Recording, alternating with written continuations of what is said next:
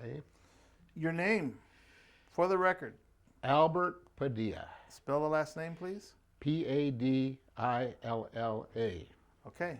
This is Henry Mendoza doing the interview. It's January 7th, 2011 in East Los Angeles at the Old Armory. Old Army. Coach, I'm going to refer to you as Coach because you were your professional life. You pretty much identified yourself as a football coach all over East Los Angeles. That's correct, for 46 years. Let's go back beyond that. Let's start. Where were you born? Tucson, Arizona, 1930, March 22nd. How many brothers and sisters? I just have one sister. Her name is Selena, and she's 5 years older than I am. Also born in Tucson. Your mom and dad, what did they do? My dad was a railroad man there in Tucson, worked for the Southern Pacific all his life, and he was born there in Tucson. But my mom was born in Navasolo, Guanajuato. And of course, she, after the Pancho Villa Revolution down there, and she came to the United States way back in those early years, moved to Tucson, where she met my dad and married my dad. You said 39? In 39? 19, your birth year? My birthday is 1930. Oh, 30. 1930. I'm 80 years old. What are your, when I say childhood, what are your childhood memories? Well, the early childhood memories in Tucson, I lived there till I was 8 years old, and we moved to California because tragically my dad died when he was only 42 years old. So how old were you I'm at that time? at that point? I'm only 8 years old. Wow. Yeah. In 1938 he died, and he had worked himself to death, literally worked himself to death as a boilermaker for Southern Pacific, because they would call, you know, in those days was the days of the steam engine, okay? And he was a boilermaker. So they would constantly break down because of the extra heat. He was called at all hours of the night, hours of the day, to go repair the engines. Which required welding, and he was an excellent welder. So you moved to California because of that? We moved to California when he died in 1939, and my mom, we had a wonderful house in Tucson, wonderful house. Growing up there, you know, I had some, I was born 2 blocks from the University of Arizona football field, 2 blocks from the field. So I have my memories of there running around the football stadium was my playground, you know, in that neighborhood. And but unfortunately that ended, you know, so it's a kind of a tragic ending, you know. However, I go to Tucson almost every year to go see the mariachis. I'm a mariachi buff. I mean, you were 8 years old, so the first 8 years of your life, you remember Tucson. Oh yeah, yeah. I went to Miles Elementary School till the 3rd grade, and so I was in the 4th grade when I moved to California. Went to First Street Elementary, but those years were, you know, the horned frogs, the TCU that just played.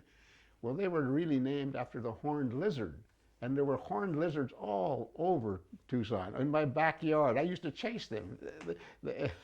They looked like a miniature dinosaur, the horned lizards, chasing lizards all over the desert over there. Yeah. So it was a pleasant memory. Well, it was pleasant until, of course, when Dad got sick, and then he was sick for a number of years. Oh, is that right? Yeah, for a long time, and so that part was not pleasant, you know. When we had to move to California, because my mom came over here to become a seamstress. She could sew very, very well, and she you know, earned our living as a seamstress. Los Angeles? Here in LA, yeah. East LA? Well, all the work, we moved to East LA, of course, yeah, at Boyle Heights over there, you know. Doesn't everybody come to the Boyle Heights when they come to Los Angeles? And then we were on 4th Street there, close to the Lorena Street Bridge, and just walked up to Roosevelt to go to high school. But all those times, she was working downtown LA as a seamstress. Okay. So you're 8 years old, you go to school here?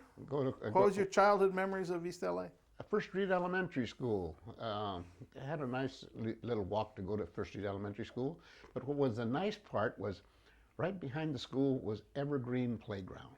I'd never seen a playground like that in Arizona, where I lived. So it was my playground. I wish I had $1 for every hour I spent on that playground because it was on my way home. So I got out of school at 3, didn't leave there till 5 o'clock, go home for dinner. Yeah. Fun. Fun, fun. Fun times. Yeah, and that's where I really got involved in sports. And of course, to begin with baseball, because my dad was an excellent baseball player, and that's how he got the job at the Southern Pacific, because he was such a good catcher. They even went to the high school and recruited him, and that's how because you know, those were, what do you call it, times, the Depression times. Jobs were hard to come by. And he, as a result of his baseball playing, he got good job with the Southern Pacific. Yeah. And you and a sister were raised in East LA together? Yes, yes. Sister and myself came to East LA. Again, pleasant memories of that time? Well, the memories are pleasant. As I said, I started to describe there at Evergreen Playground, but as I grew up, I became a pretty good athlete. And of course, I have pleasant memories at Roosevelt High because I was captain of the football team, and I was #1 pitcher for the baseball team, and you know, so from that I was able to get a little scholarship to go on to Occidental College, yeah, and play football. Oh, you went to Occidental? Yes, I did. But before that, I went to City College. I went to LA City College, and this is important because after you know, we had winter classes and summer classes at that time. So I was a winter class graduate. Went for 1 semester at LA City College. Then I went into the Army. And this is a really interesting thing of my interview here with you regarding the Army. At that time, Korea hadn't started, but we had the Cold War going on. What year was that? 1948. Okay. 1948. World War II was over. Yes. And now we're having a little conflict with Russia, you know, over power grab. And then Korea started around 1950, didn't it? So anyhow, 1948, I graduate from Roosevelt. And I go to LA City College 1 semester because I didn't pass the English part of the exam entry to Occidental College.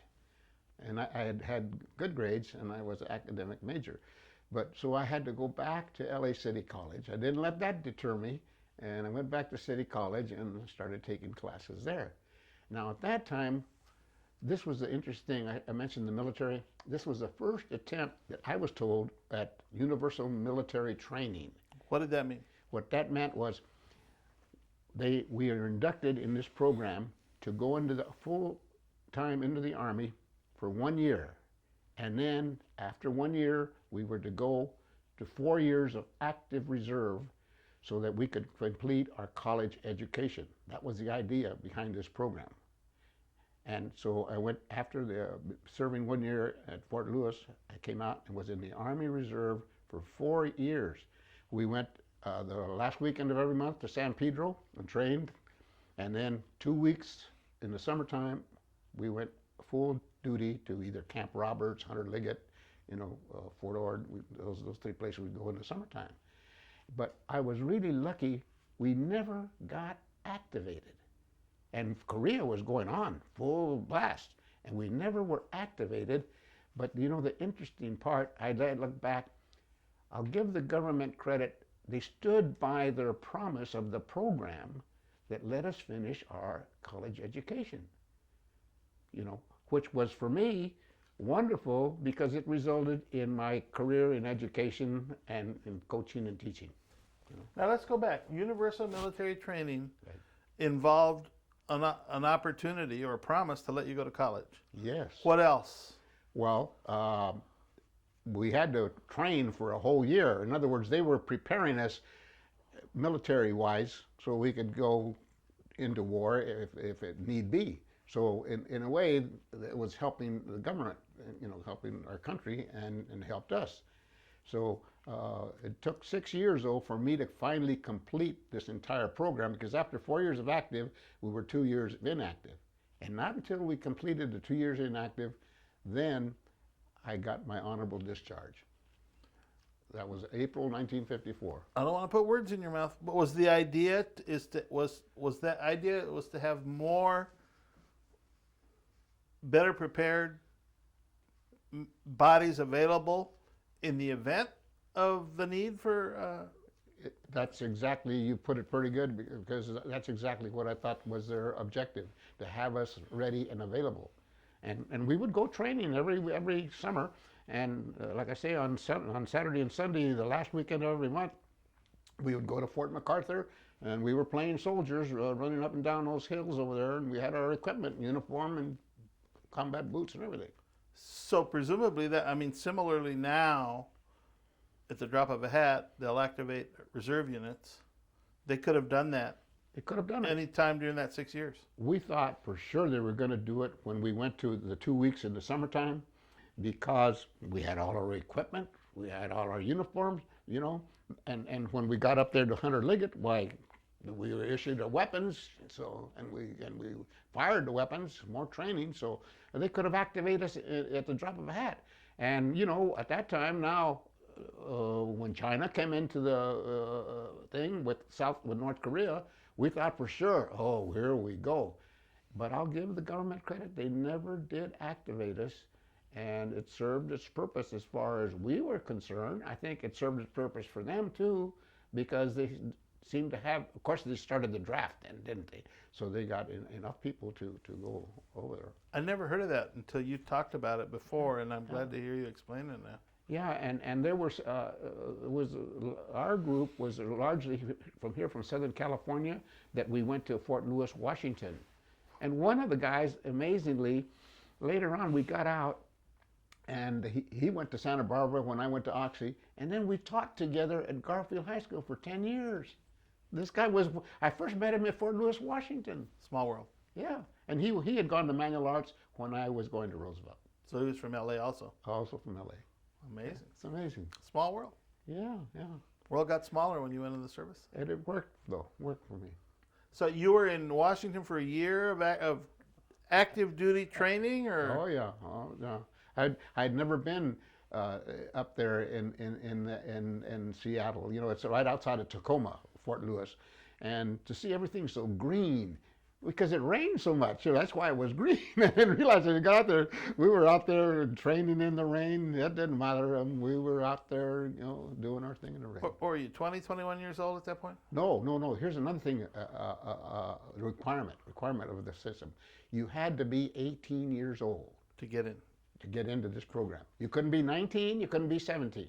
You had to be 18 years old, preferably going to college already, or you were going to go to college. See, so I had already put in a semester at LA City College, so I qualified for it. Again, I don't want to put words in your mouth, but the best part of that for them was also, here we got to get a male in college. Sure. A college student. Sure. So were you leadership officer material if the... Well, had they activated us, you mean? I think that we could have been a good officer material, right, because we had all, you know, now we were college graduates. And during the time I was in the reserve, I got at least advancement to sergeant. I made sergeant. Did you enjoy that time? That was a 6-year military commitment, right? Yeah. That was a positive thing for you. It really was. It turned out to be a positive. You know what I didn't like the most? What was tough? The toughest part was September, November, and October. September, October, November. Those 3 months. It's football season. So I'm playing football at Occidental College. We would play on Saturday nights. So I would be down there in the last weekend of the month, running around the hills over there playing soldier, come back Saturday night, play a football game, get up in the morning, and be back at Fort MacArthur at 8 o'clock in the morning, training again. Okay? That happened 3 months a year from 50, 51, and 52, my 3 years that I was at Oxy. You had to be in peak physical condition. Had to be, had to be. We were in pretty good shape then, yeah. You don't have this big stomach that I have on me now. Yeah, Um, you talked about you didn't pass the English requirement to get into Oxy. right. What language did you speak at home when you were Oh, a kid? Spanish, of course. Mostly Spanish? All Spanish? Always Spanish to my mom because she didn't speak English. Okay, so God bless her. She learned English once we got to Los Angeles and she started working. And I will always so proud the fact that she wasn't a citizen, right? But she went to school at night at Roosevelt High School, took English, and passed her citizenship, and she was so proud. And she would make me train her. She says, "Come on, andale, mijo. You have to show me she had to memorize the Bill of Rights, right, or the Constitution, right?" And so there we were. I was so proud that she did that. And do you know why she was that? Because she experienced the repatriation of Mexicans back in the 40s and 30s. She saw it. Are you ever familiar with Valderrama's book, Decade of Betrayal? Yeah, yeah. He wrote that book. He's writing the baseball book. She experienced that, and she saw people being shipped back to Mexico. And when my dad died, and here we were in California, she felt really vulnerable, right? So she became a citizen, and she was already in her 40s, you know. So you spoke Spanish at home. your dad spoke Spanish? No, he spoke English. He spoke English. So you were You know, bilingual at home? Oh, sure, sure. In fact, the interesting thing, mainly Spanish until I got to first grade elementary. I mean, not first grade, but elementary school in Tucson now, they would get on us if we spoke Spanish. You know, really get reprimanded if we spoke Spanish. And, you know, you just naturally would blurt out from you. And so I experienced that. I experienced that in Arizona for the first 3 years. What did you think of that when they when they told you you can't speak Spanish? I'm just a little kid, you know, and what do I know, you know? But then when I got to California, the kids would razz me because I had a Mexican accent, right? And I got a little joshing, but that's kids, you know. So I became pretty proficient in English, and it's just that, like most kids today, you know, when you have two languages, it's tougher, and I didn't pass the English exam going in, but What did you think of when that happened? When you didn't pass the English exam? well, I did well in the other sections, and that really, discouraged me. But I talked to the football coach because they wanted me to come and play, and I said, will I be welcome back if I go over there and make up all my deficiencies? Which I did, and I put in another year at City College. And after I got out of the service, I went back to LA City College for 1 year, played there, and played well. And then I went to Occidental College for 3 years. Who was the football coach? Pardon me? Who was the coach? At Occidental College? L.A. Oh, at LA City College? Yes, a guy by the name of Hand. They called him Red Hand. His last name was Hand. What was his first name? He was head coach. And Oxy? And Oxy, a guy by the name of Roy Dennis. And Roy Dennis' son had a little son growing up at that time, who became an assistant, I guess you call him assistant president or whatever they are at USC. He was in charge of student activities. And I can tell you stories about USC, but you asked the question. Okay. You were in your early 20s going through the service commitment in college, and had you ever thought of or felt any discrimination? You know, in the service, the first time, I personally didn't feel it, but the blacks were in the 3rd platoon. All the blacks were in the 3rd platoon by themselves. And in my company, where we were in the C Company, in 9th Infantry Division, we were all mixed, and I didn't feel anything there in my treatment as a Mexican there. No. So in terms of ethnicity and racial profiling, all those things. None of that happened while in your military experience.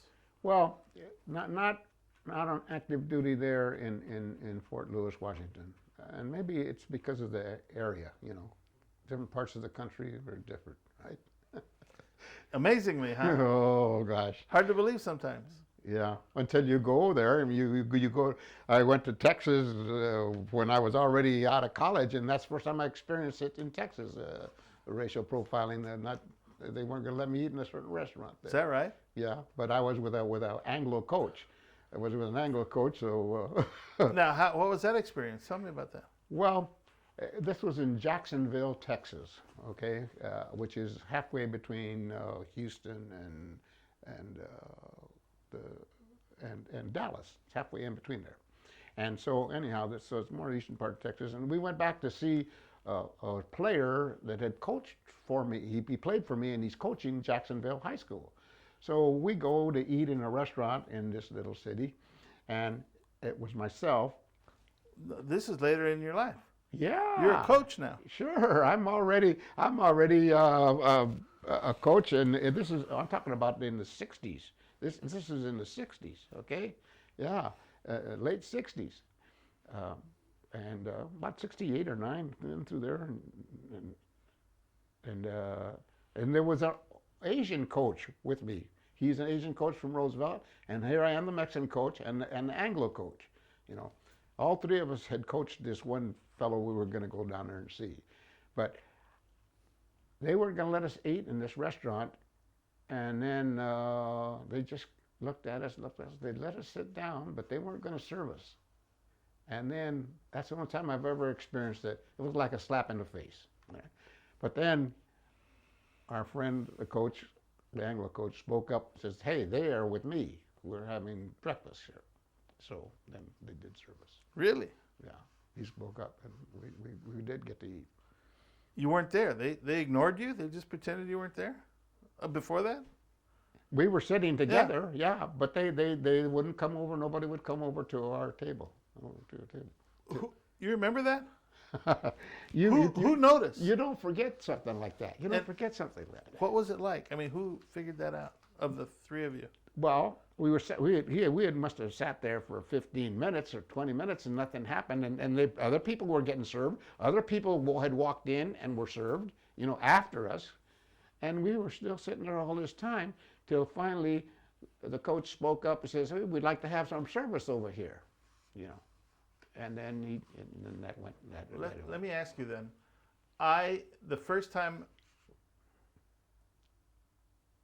I felt this, well, I didn't know it. Turn that on the fridge. My question to you is, we're recording now. Okay. My experience was when I realized what had happened way back when, all of a sudden the mind started rearranging and answering other questions that were just clouds in my mind. Right. Did you go through that when you sat at that table and realized they don't want to serve me, they're discriminating? Wow. Has this happened before? Well, you've heard about that kind of thing, but then when it happens to you, then it really, really magnifies some of these stories that you've heard, right?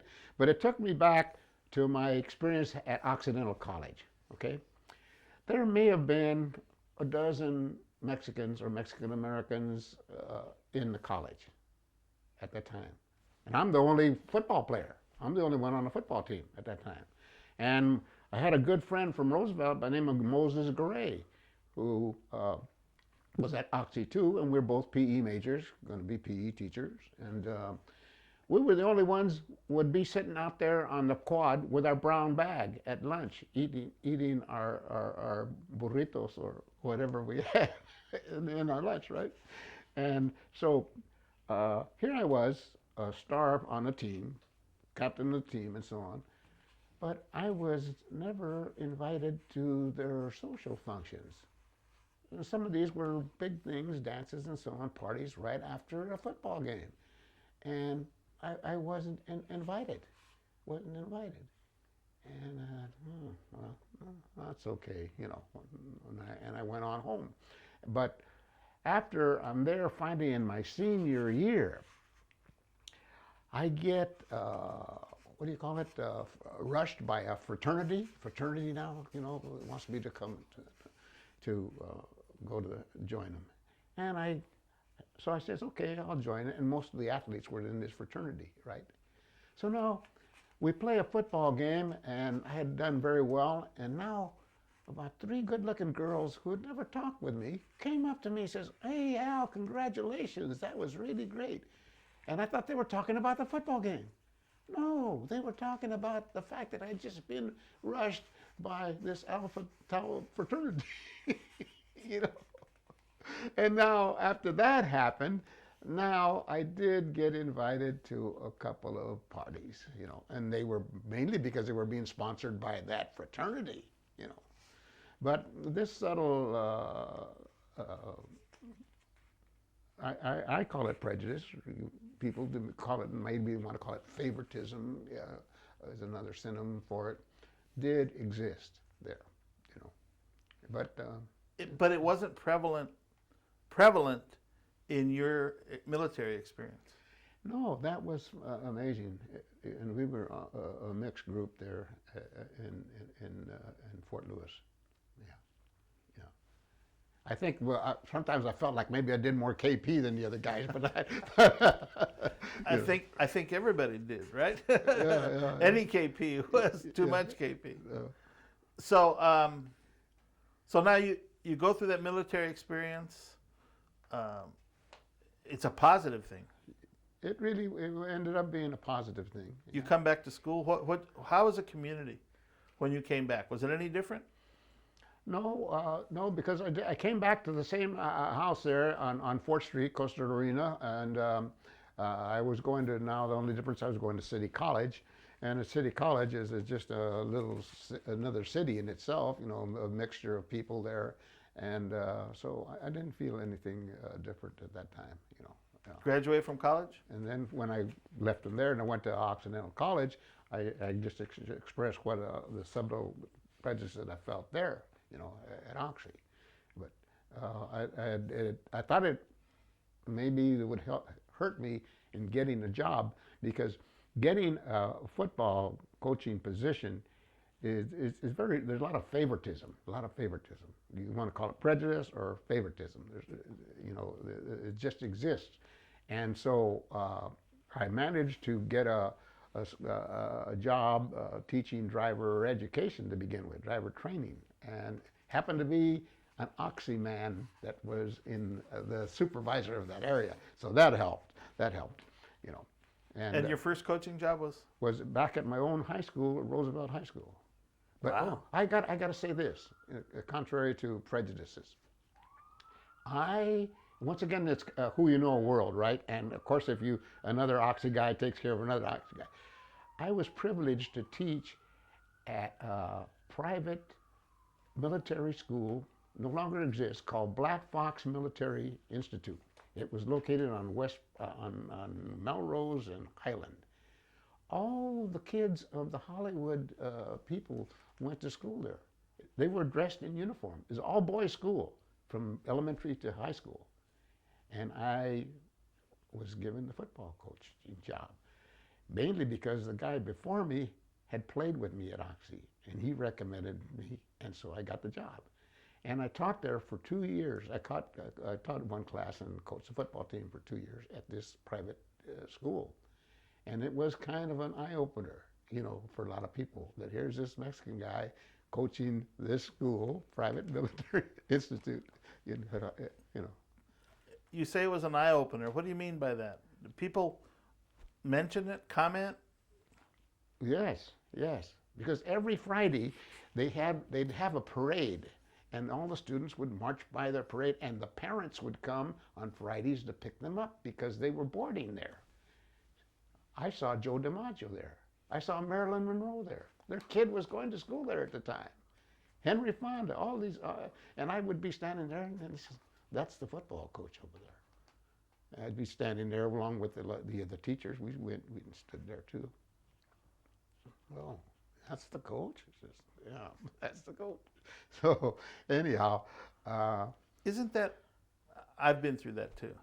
Yeah. And you look and you don't realize. Tell me how you felt when you realized you were being singled out because of the color of your skin or your last name. Well, you know, in a way, I felt I was fortunate to be there, you know, because of their strong feelings, you know. And the amazing thing, where I really got an improved feeling, there were two Mexican kids there from Mexico, wealthy. They came from wealthy families.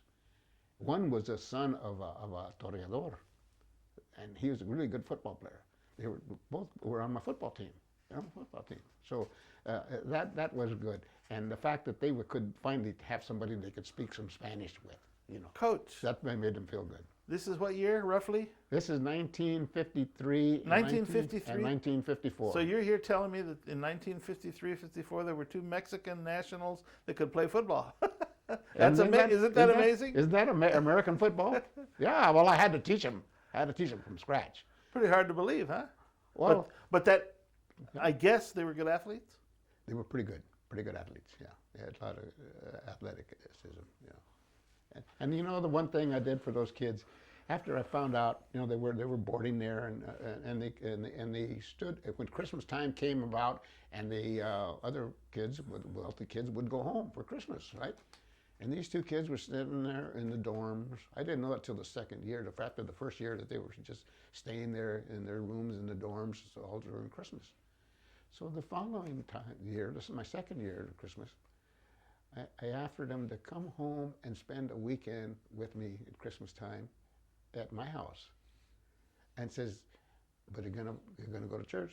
Van a ir a misa, vamos a la iglesia en East LA donde va mi mamá, a ir todo en español.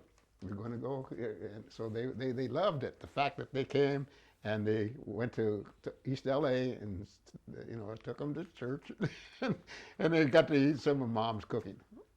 Good for you. Yeah. You raised a family? How many kids? I have two boys and a girl, and you know, my son Steve is with the Times, and my daughter she's a music teacher for the Alhambra schools. She lives right across the street from me. And my other son, he works for Ralph's Groceries. He's a night supervisor for night. You were, where do you live? In Alhambra. I lived in the same house for 51 years. You moved to LA at the age of 8. Mm-hmm. You lived in the same house for 51 years. You raised kids, your own kids. You're retired now. I mean, you're as much of an Angelino as anybody, huh? Yes. You've seen it really change. Tell me. Really change. Well, let me tell you about the most shocking change. I'm sure everybody has heard about the 1968 walkouts, the famous walkouts we had in Los Angeles City, right? We've interviewed Sal Castro, who's a veteran, sure, and the leader of the walkouts. Yes. Yesterday we interviewed Frank Cruz, who's the spokesperson for the walkouts and a teacher there with Sal, and led that, as Frank put it, educational reform. Yeah, absolutely. You know, looking back now, to me, Sal is a hero. He was a martyr. Let's give him credit for that. He was a martyr because he's put his neck out on the line, and he went to jail for about 6 days or so on. And when was that? I think. Huh? When was that? He went to jail after this 48 walkouts. 68? 1968. And you know, all the kids... It's a long time ago. Yes. The thing about it, when it happened, it took a lot of us by surprise, because Sal Castro and his people that were going to lead this thing, they kept it pretty secretive, and it was secretive amongst the kids that were going to be involved. I didn't realize I had a really good football player on my team that was the leader of the Brown Berets. You heard of the Brown Berets? I covered them. Okay. So then the guy, Paul Montes, and Montes, later on became got a good job out of it with a big company. Xerox? I think so. Yeah. You know him? You've talked to him? Yeah. Oh, he was a tough son of a gun, defensive player. But anyhow, the thing that bothered me at the time was I didn't know it was going to happen. It was secretive. So now when they walked out, what does the principal do? He calls Padilla, right? The head football coach. He's the varsity head football coach, and get out there and get the kids back into class. They were all out in front of the school at Garfield there on 6th Street, and they were hollering and all these demands and so on and so forth. So I go out there, and I'm listening to what these kids are hollering, what they're saying, and I'm in agreement with everything they were saying. I said, they're right. The simple thing where I was concerned in physical education, they wanted soccer. They wanted a soccer team, and we had the soccer players. We deserved a soccer team, So anyhow, that took me by surprise, and I reacted, such a way that says, I'm not gonna get these kids back in school. Just calm it down, guys. Don't holler so loud, But I was caught in the middle, and then a lot of times when we'd have teacher meetings after that, and we were asked to, I says, I'm not going to comment. I'm sorry. A lot of things are being said here. I got to ask you what the reaction internally was from the principal and your colleagues. Well, the principal, the administrators, all those administrators were naturally really taken by surprise. It was like a slap in the face to them, and then when they spoke up and they were being ignored, right? So it was an affront. And of course, myself being a coach and being, you might say autocratic, right? We are autocratic, we coaches are. And when that happened, I thought, this is not right. My first reaction was, this is not right. But when I got out there and I heard what was going on, I says, wait a minute. There's lots to be said for what these kids are saying, what they're standing up for. What was it like out there?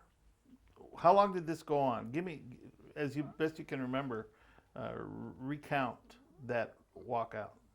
Well, as I recall, it went on for about a good week.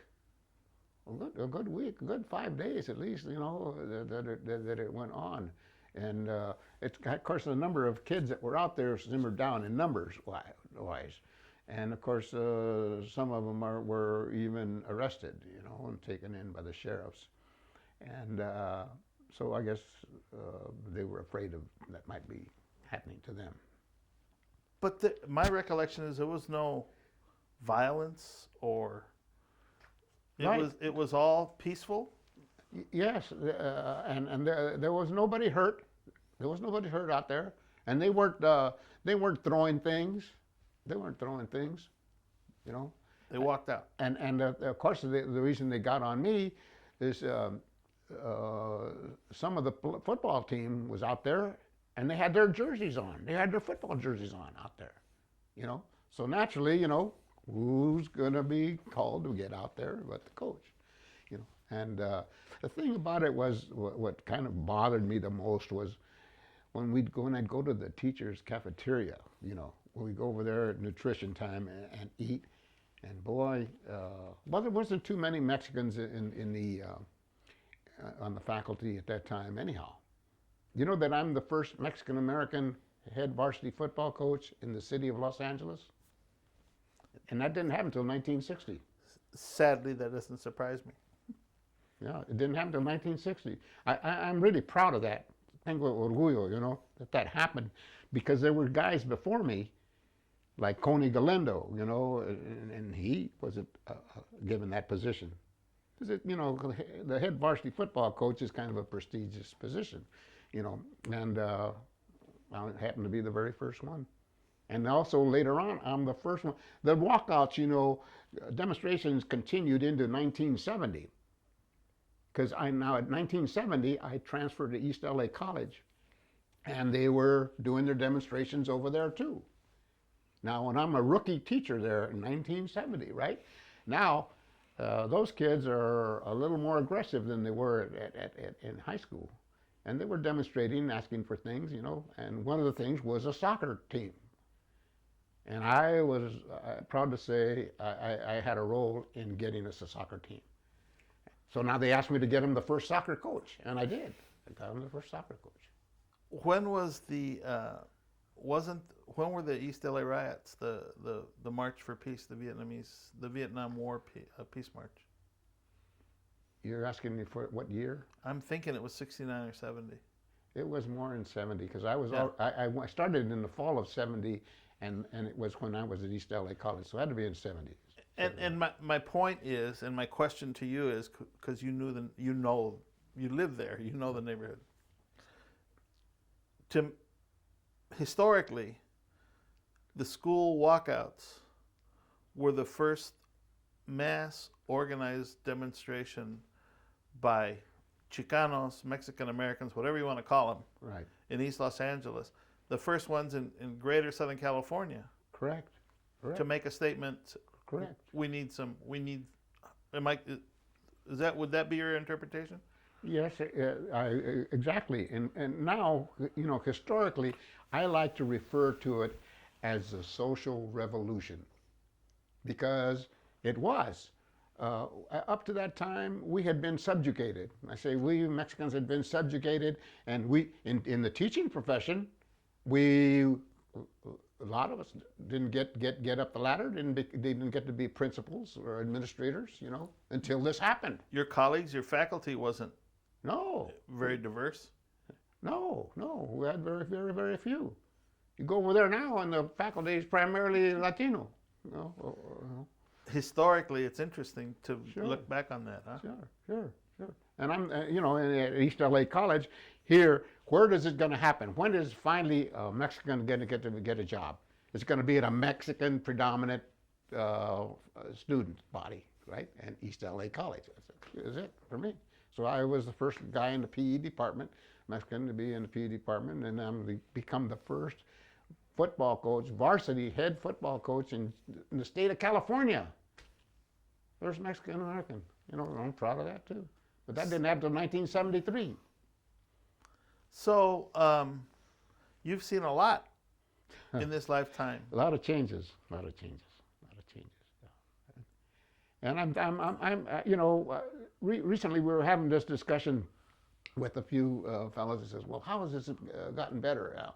They were kind of putting down, they didn't think things have improved. Well, you had to be there to see it. It's improved a great deal. Well, we still don't have a very good graduation rate, and they still put that thing down, right? I says, well, we're still lacking considerably in addressing the problems that these young people have, and we're not doing it. We're still lagging behind doing that, You're part of a group called the Belvedere Veterans. Belvedere Garden Veterans, yeah. Tell me about that. That's an amazing group, really is. Now, I didn't join it until 1995 when I retired. But some of these guys, when they started the group, they've been friends since elementary school. We just talked at the table this morning. Terry and Arnold were both there. Yes. It was Arnold's garage. They all hung around. Yeah. And now it's coalesced and grabbed more of you. Yes. And the great deal of our membership now is Garfield and Roosevelt grads, and a few Catholic school guys at Salesian and Cathedral. Catwell and so on like that. They're there from the East Side schools too, So, but so I in fact, when I was first interviewed by the LA Times, Frank Sotomayor, you know Frank Sotomayor, and I went to a function for the LA Times, and I met him there, and he started asking me. I started telling him about the group. He says, "What's that like?" I says, to give an example, I says, we're like the poor man's Rotarians. So he got the idea of what the group was like, and he came out and they did a story on us, and it was in the Times, and with a picture and all, yeah. So we do a tremendous lot of good, and we give a scholarship to Garfield and Roosevelt every year. And I would say you're all good for each other? Absolutely, yeah. And fortunately, we do a lot of social activities, and then one section of the group, about 25 of us, play golf. We have a golf section group, and I happen to love golf, so that suits me to a T. But we do these things because we feel good together, and we give these 2 scholarships. I've been the scholarship chairman since 1996, I think, for 14 years, 15 years now. And being that I was at both Garfield and Roosevelt, I was able to go to both schools and communicate with them. But it's really nice to present the scholarships to these kids. And we do this without doing any fundraising. We do it without doing any fundraising, because I hate to do fundraising. Yeah, I hate to do it. We pay $13 for our breakfast, and the money comes from there. Yeah. And then you have little auctions like that little. I saw that Afghan auctioned off. Oh yes, yeah. It went up to $5, $10, and out of nowhere comes a $150 bill bid. So right. We do some little fundraising things like that. But we don't go out and have to. We do it. So let me ask you about your perspective, your life, and the life your children have been able to live and are living. Different, better? Well, I think that I think about their 3 lives and what they've experienced at this time. They've been they're doing well, and I don't think that they've experienced any prejudice because they're Mexican American, and they work well with people, I think, which is the primary thing. And going back to the military part, I think that one thing the military did help you do is work well together with other people, right? you do it out of survival reasons, So I think it also helps make the world smaller for you, huh? It sure does. Yeah. You realize you went to Washington, and there you were doing fine. Yeah. And I'd never been that far away from Los Angeles. And I went to Washington, D.C., Tacoma. And it was interesting to open up the city. You go to, I went to go to a football game in Seattle, Washington. And I saw UCLA play University of Washington at that wonderful stadium there. And what impressed me so much about Seattle was how clean it was. I don't know if you've ever been to Seattle, but to me, I was impressed compared. There was no graffiti of any kind, and you didn't see. You go right downtown, you didn't see trash thrown around or anything like that. It was very, very clean. That was impressive to me. Yeah. So, what goes through your mind? I mean, you've seen a lot. You haven't, and I don't mean this disparagingly at all. You haven't, because of your own accomplishments, you haven't gone through a lot of hell, but you've seen a lot of. Yes, yeah. I could tell a lot of stories, but one of the tragical stories is we're talking about Latinos and being in that East LA community. It was privileged to do all my work in the East LA community at Garfield Roosevelt. But one night, let me tell you this story. It had a really good offensive tackle, and I think his name was Salgado, as I recall. I'm not sure about that. But anyhow, the important thing was we were ready to go out on the field, and now he comes up 5 minutes before the game. He starts reporting, and I'm matter in hell. Where's Salgado? He's my starting tackle. And he comes in there, and he's got tears in his eyes. He's got tears coming down. And so I'm naturally going to start hollering at him and jumping on him. When I see the tears, I said, "Hold up, Salgado, what's the problem?" He says, "You know what, Coach?" He says, "I just had to beat the heck out of my dad." And his knuckles were all bloody. He just beat the heck out of his dad. "What happened?" He says, "Well, he was beating up on my mom, well, why are you here? He says, well, I made him, he took off running. I beat the hell out of him. He took off running, you know. 'Cause he's a big guy, about 230, you know, 6'2", big husky guy. So he beats his own father up. I says, well, you don't need to play. You better go home and take care of Mom. Forget this game. He says, no, coach. I've got to play. I've got to do by my teammates. So the line coach was sitting there, and he's an Anglo guy. I mean, it was Tom Catlett, wonderful guy. And he says, Coach, I think you better let him play. Okay, get him his uniform. He got him his uniform, went out there, and he played the game of his life. Well, his opponent, he just beat the crap out of him. You know, he was taking out all of his frustrations on his opponent. You know, so in a way, that's it's kind of a tragic story, but it's a really good story to talk about, you know, the fiber of the kids over there and the problems they have. I bet you I'm looked upon like the father image for 80% of those guys.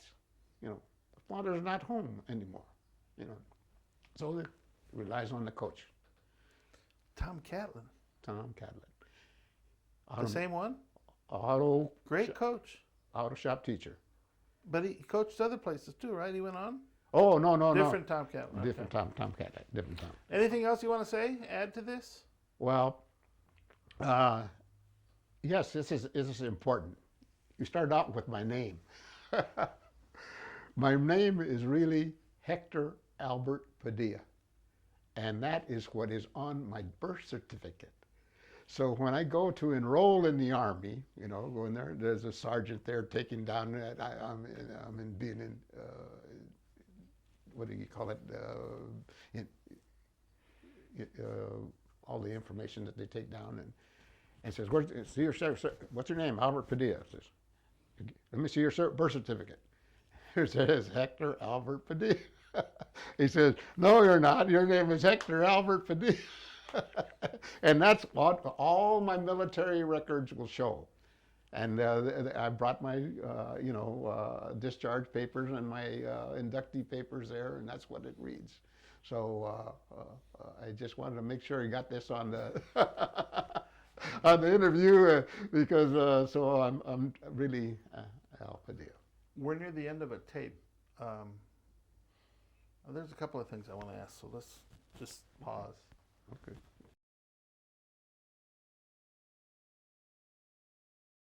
Through a lot, seen a lot. We talked about that great example. What about, it was alluded to in the opening remarks by Maggie and the discussion there. What do you see young people need to know now as a product of all this? Well, I think that you're talking about Mexican American young people. I think that they have to be taught to stand up for their rights, and I think that they should be impressed that being bilingual is an advantage, not a disadvantage, and that they should try to learn their second language as well as English. And I have to confess, I made the mistake of not teaching my 3 children Spanish because of the difficulties I had in the competition. I thought I'd use it as an excuse. But my son Steve, later as he became a journalist, learned how important it was to know Spanish. And when he'd go over to my mother's house, his grandmother's house, and she was speaking primarily Spanish, and he would kind of pick up and understand what she was saying. But he found out how important it was after he was in college, and he went down to Mexico and Cuernavaca and learned in that program down there. You live with a family and you really learn Spanish, and he learned it in that short span of time. I think it was 6 months, or something like that, or the program down there. So I think that using him as an example, I'm saying how important that is, in its advantage, not its disadvantage. And I think that I have we have a rich culture, and we should defend it, and we should try to enjoy it and pass it on to our offspring. I think it's extremely important. Just like making tamales the other night. My sister taught my daughter how to make tamales. Right? And she's 45 years old now, my daughter. Pass it on. You touched on the culture, and you were raised, as I like to say, bilingually Right. and biculturally. Correct. Correct. And that's been part of your life and Absolutely. the life you. Yeah. How has that been a part of all of your life? You know what I mean? Not just the home life, but teaching out in the world, in the service. Yes. The whole the bicultural, the two languages, two cultures. Yes. Well, I think that as I've gone through life, because of the position that I have achieved, people have looked upon me, in a respectful manner.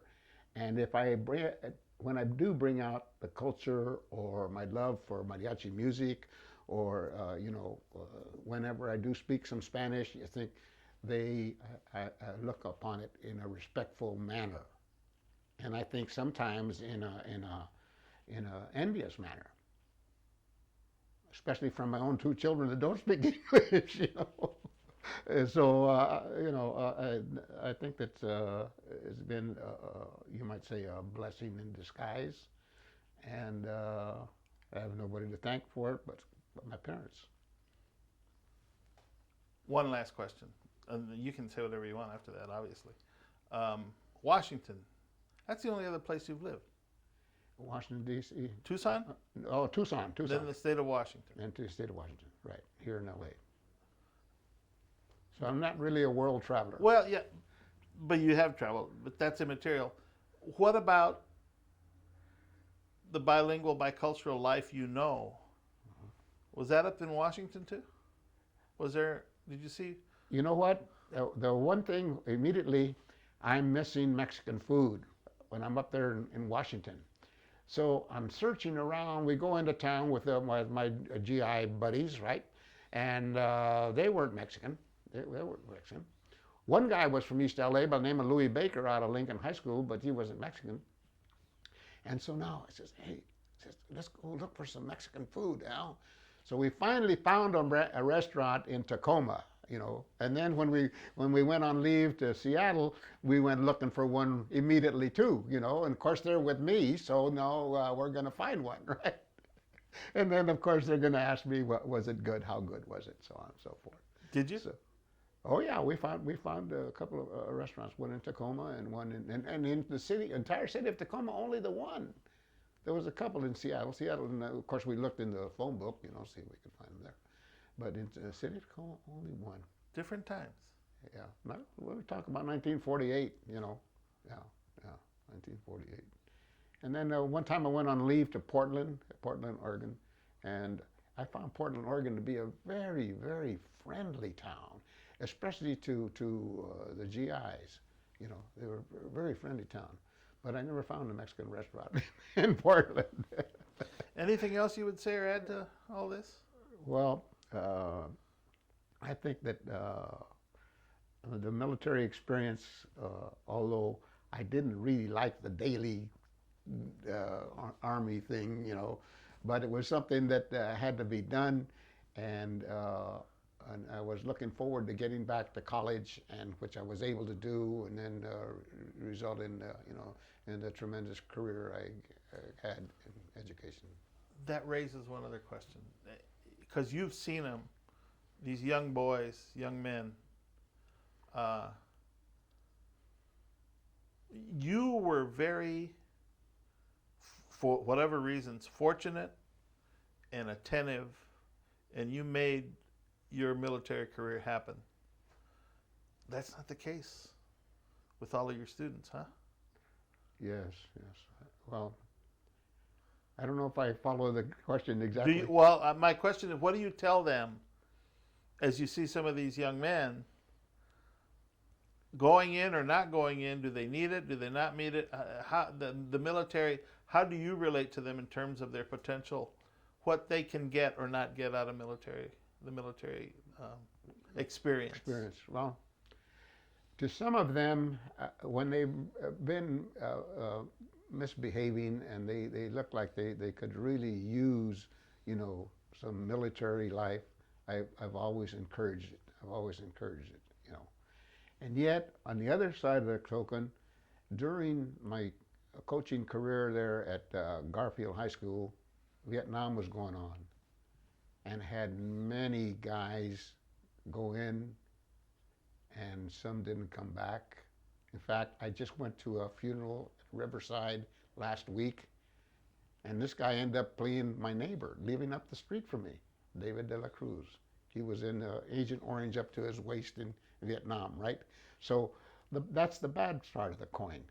However, he did come out and made a successful life, as did a lot of these other guys that went into the service and still were able to recover and be successful, And I think the military can be good if you go by the principles that they're trying to get across to you, and if you can somehow stand by your individual rights,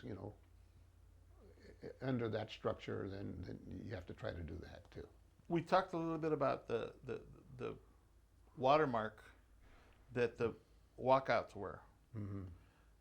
Before that, in a different, larger perspective, I view World War II and the GIs that came back, and Korea, and those of you that after that, that created, to me, a big sample, a big group of strong, and in that case, because of the time, men that became the leaders of that time, particularly Latinos. You're absolutely correct, and The Belvedere's veterans. to me are symbolic of that.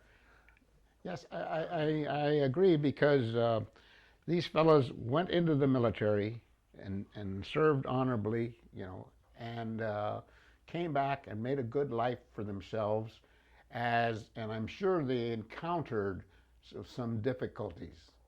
Look at that Longoria story. I'm sure you're familiar with the Longoria story, and how many, went through that kind of thing after they had served, honorably, and then came back and took a slap in the face. And yet, things have improved. I think the situation has improved. Certain areas of our country need more improving than others, And here in California, I think, is one of the better areas where we experience this kind of thing. What you might say, fairness to all. And I just think that the military can be good, and you can take advantage of it if you play by the rules and stick by your own principles. That's important. Well, Okay. very good. I'm pleased to have been here today.